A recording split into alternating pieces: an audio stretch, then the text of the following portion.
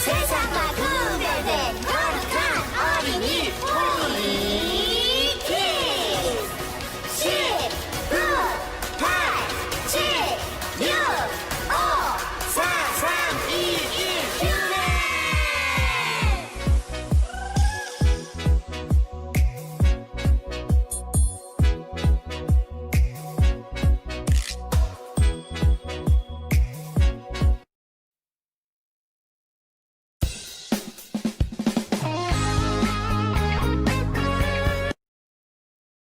사도신경, 전능하사 천지를 만드신 하나님 아버지를 내가 믿사오며 그 외아들 우리 주 예수 그리스도를 믿사오니 이는 성령으로 잉태하사 동정녀 마리아에게 나시고 본디오 빌라도에게 고난을 받으사 십자가에 못 박혀 죽으시고 장사한 지 사흘 만에 죽은 자 가운데서 다시 살아나시며 하늘에 오르사 전능하신 하나님 우편에 앉아 계시다가 저리로서 산자와 죽은 자를 심판하러 오시리라. 성령을 믿사오며 거룩한 공예와 성도가 서로 교통하는 것과 죄를 사하여 주시는 것과 몸이 다시 사는 것과 영원히 사는 것을 믿사옵나이다. 아멘.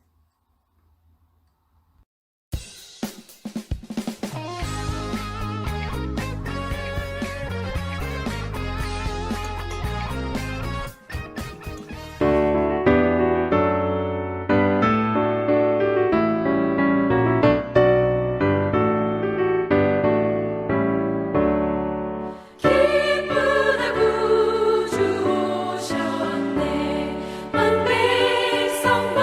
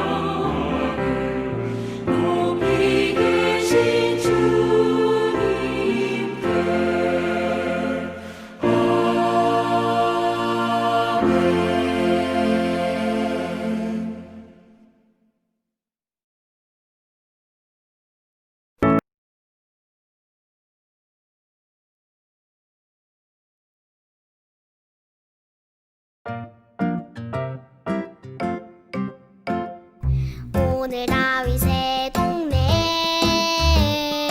너희를 위하여 구주가 나셨으니 곧 그리스도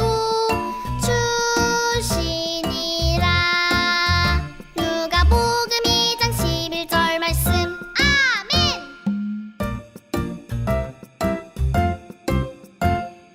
오늘 다윗의 동네 너희를 위하여 구주가 나셨으니 곧 그리스도 주시니라. 누가복음 2장 11절 말씀. 아멘. 여러분들은 산타크로스를 잘 아십니까? 크리스마스가 되면은 많은 가게에서 아주 큰 산타크로스 그림을 내다 걸기도 하고 또 물건을 파는 사람들이 산타크로스 복장을 하기도 합니다. 그러면 이 성탄절의 주인이 정말 산타크로스일까요? 아니에요. 이 성탄절의 주인은 바로 우리 예수님이시랍니다. 하나님께서 우리의 죄를 사해 주시기 위해서 하나님의 아들이신 예수님을 우리와 똑같은 몸을 입어 이 땅에 오시도록 허락해 주신 날을 기념하는 날이 바로 성탄절이랍니다. 그러면 왜 성탄절이 되면 이 산타크로스를 사람들이 좋아하고 또 산타크로스 할아버지가 선물을 준다고 믿게 되었을까요? 전에 내려오는 이야기에 의하면 이렇습니다. 아주 오래전에 니콜라스라 하는 하나님을 잘 섬기는 주교님이 있었어요. 이 주교님이라고 하는 것은 어떤 지역을 대표하는 목사님으로 이해하시면 됩니다.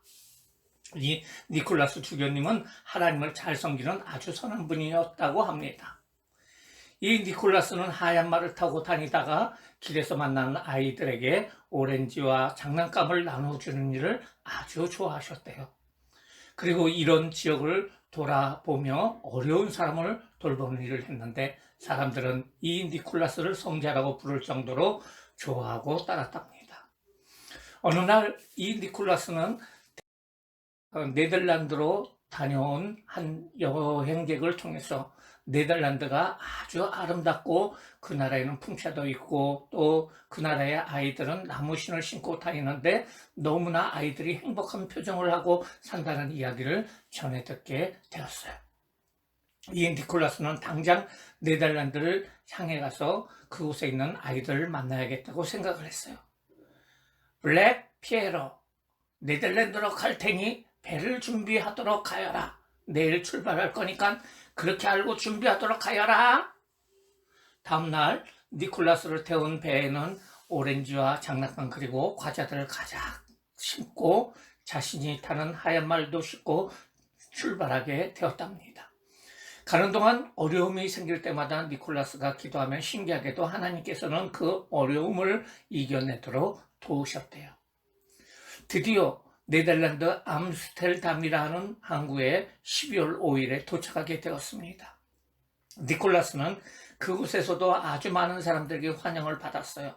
소문을 듣고 많은 아이들이 니콜라스 주위로 모여들었습니다. 그 아이들에게 많은 선물을 나눠주었는데 그런데 니콜라스는 선물을 나눠주기 전에 그 아이에게 꼭 확인하는 것이 있었답니다. 올해 한 해 동안 착하게 살았니? 이 말을 듣고 그 아이가 그렇다고 말하면 그 부모님께 아이의 말이 정말인가 확인을 했답니다. 정말 이 아이가 착하게 살았습니까? 예, 우리 아이는 1년 동안 참 착하게 살았습니다. 이렇게 말하는 아이에게는 아주 좋은 선물을 나눠주셨대요. 그런데 만약 그 부모께서 아니에요, 이 아이는 착하게 살지 못했어요 라고 말하면 아이인 블랙 피에르트가 휘초리를 휘두르면 잽싸게 어머니 치마 뒤로 숨었다고 합니다. 니콜라스와 블랙 피에트는 그날 밤에 아이들이 있는 집을 찾아다니며 어떤 아이들에게는 그들이 신고 있는 나무신에다가 가득 선물을 채워주었답니다. 또 어떤 집에는 문을 살짝 열고 그 안에 선물을 주기도 하고 문이 다 잠겨 있어서 전달하기 힘든 집에는 지붕에 있는 굴뚝을 통해서 자신의 선물을 전해 주었습니다. 그 이후 니콜라스는 해마다 12월 5일이 되면 네덜란드에 가서 어린이들에게 몰래 선물을 나눠주기 위해서 찾아갔다가 합니다. 네덜란드 사람들은 자신의 말로 성 니콜라스라는 말을 신티크라스라고 불렀고 이후에 우리가 아는 산타크로스가 되었답니다. 결국 산타크로스도 예수님의 마음으로 예수님의 사랑을 전하는 한 사람이었다는 말입니다. 그런데 언제부터 성탄절이 되면은 예수님보다 이 산타크로스가 주인공이 되어버리는 것은 참 잘못된 것이라고 할 수가 있습니다. 오늘은 성탄절인데요. 산타크로스가 선물을 주는 날이 아닌 하나님의 독생자이신 예수님께서 이 땅에 오신 귀한 날입니다. 우리를 구원하시기 위해서 독생자 예수님을 이 땅에 보내신 하나님께 우리는 진심으로 감사를 해야 됩니다. 오늘 말씀 젠틀을 읽어보도록 하겠습니다. 오늘날 다윗의 동네에 너희를 위하여 구주가 나셨으니 곧 그리스도 주시니라. 예수님은 왜 구주신지, 왜 다윗의 자손인지를 성경을 통해서 알아보도록 하겠습니다. 성경의 예언대로 처녀였던 마리아는 하나님의 성령으로 인하여 임신을 하게 되었습니다. 요셉은 꿈에 나타난 천사의 말을 듣고 믿음으로 마리아를 자신의 아내로 맞아들였습니다. 시간이 흘러서 마리아가 아기를 낳을 때가 가까이 오게 되었어요. 당시 유대를 지배하고 있던 나라는 로마 제국이었는데요. 로마 황제가 모든 국민들에게 그 호적 등록을 하라고 명령을 내렸습니다. 호적 등록을 하기 위해서는 어느 곳에 살든지 각각 자기의 고향으로 가야만 합니다. 이 소식을 듣고 요셉은 걱정이 되었어요. 왜냐하면 요셉이 살고 있던 나사렛에서 고향인 베들레헴까지는 아주 먼 거리였고 만삭이 된 아내 마리아도 그 먼 길을 함께 가야 했기 때문입니다. 요셉은 걱정스러운 마음을 안고서 마리아와 함께 고향 베들레헴으로 향했습니다. 요셉과 마리아는 고향 땅 베들레헴에 무사히 도착을 하였어요. 마리아는 곧 아기가 나올 것임을 예감하였습니다. 하지만 베들레헴에는 그 호적하러 온 많은 사람들로 인하여 묵을 수 있는 여관이 더 이상 없었어요. 요셉은 어쩔 수 없이 말들이 지내는 마구간 한 구석에 자리를 만들었습니다. 마리아는 그 마구간에서 아기를 낳게 되었는데요. 하나님의 아들인 예수님은 이렇게 세상에 오시게 되었습니다. 예수님께서 이 땅에 오실 때의 모습은 이 세상 그 누구보다도 가장 낮은 모습이셨어요. 빈방이 없어서 말들이 지내는 마구간에서 태어나셨어요. 그분의 침대는 말들이 먹이를 하던 먹이통이었어요. 하나님의 천사들은 예수님께서 구원주로 온 기쁜 소식을 들에서 양을 치던 목자에게 전해 주었어요. 오늘날 다윗의 동네에 너희를 위하여 구주가 나셨으니 곧 그리스도 출신이라. 너희가 가서 강보에 쌓여 구유에 누워있는 아기를 보리니 이것이 너에게 표적이니라. 천사의 말을 들은 목자들은 급히 예수님이 나신 곳으로 향했습니다. 그들은 말구 위에 누워있는 예수님을 보고 천사의 말이 사실임을 깨닫게 됐어요. 그리고 아기 예수님께 왕의 예우를 갖춰서 경배를 하였습니다. 경배를 마친 그들은 천사가 자기들에게 한 말을 그곳에 모인 사람들에게 말해 주었어요. 목자들의 말을 들은 사람들은 크게 놀랐습니다. 목자들은 천사가 말해준 것이 사실임을 확인하고 하나님께 영광을 돌렸습니다. 우리를 구원하시기 위해서 이 땅에 오신 예수님께서는 베들레헴에서 태어나셨습니다. 예수님께서 베들레헴에서 태어나셨던 것은 예수님께서 우리의 구원주가 되신다는 아주 중요한 증거가 됩니다. 구약성경 선지자 미가는 우리를 구원하실 메시아가 태어날 것을 미리 예언을 했는데요. 미가서 5장 2절에 보면은 베들레헴 에브라다야 너는 유다 족속 중 작을지라도 이스라엘을 다스릴 자가 내게로 나올 것이니 그의 근본은 상고의 영혼에 있느니라.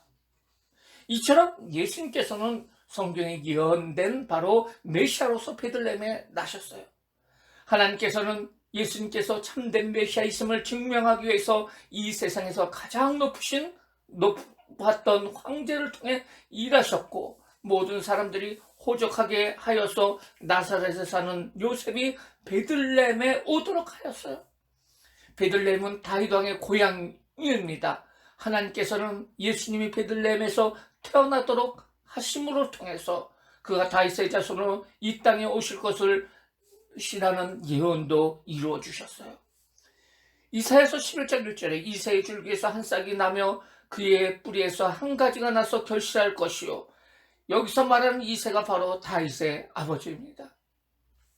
베들레헴에서 예수님이 태어나셨다는 것은 예수님께서 하나님으로부터 오신 메시아라는 사실을 밝히 말해줍니다. 이는 누구든지 예수님께서 구원주로 오셨다는 것을 거부하지 못하게 하기 위함입니다.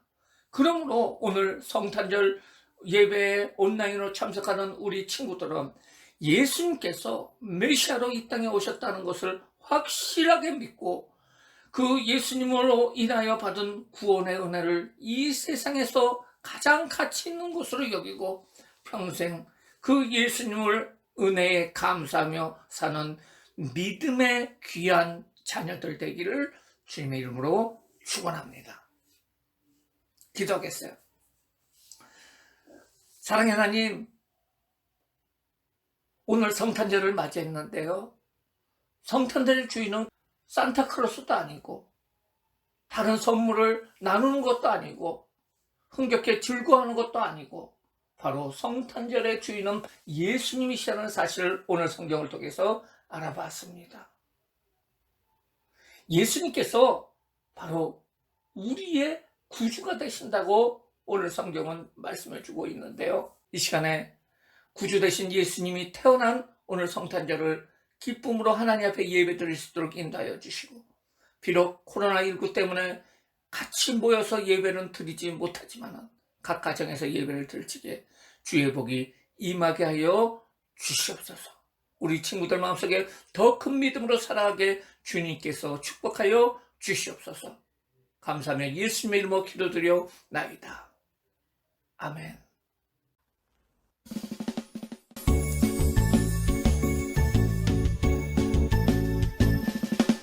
정성 없이 드리는 것 아니죠. 아낌없이 드리는 것 좋아요.